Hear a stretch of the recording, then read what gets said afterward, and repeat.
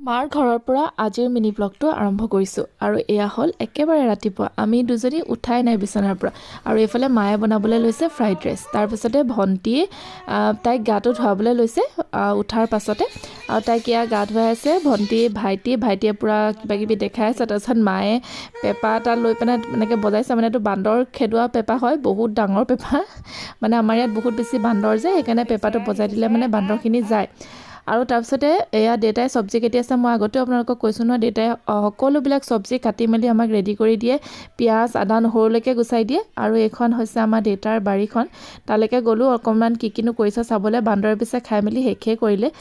ওলকবি বন্ধাকবি ফুলকবি সকলোবিলাকে আছিলে আৰু মই ভালকৈ যাবলৈ নহ'লে বাৰু তাৰপিছতে এয়া দেখিছেনে কিমান মিহি মিহিকৈ দেউতাই চব্জিবিলাক কাটি থৈছে তাকে বোলো বনাওঁ বুলি ভাবিলোঁ পিঁয়াজ নহৰুলৈকে বনালে আৰু আজি এক পলিঅ' খুৱাবৰ কাৰণে মায়ে লৈ গৈছে দেই মই পিছে নাই যোৱা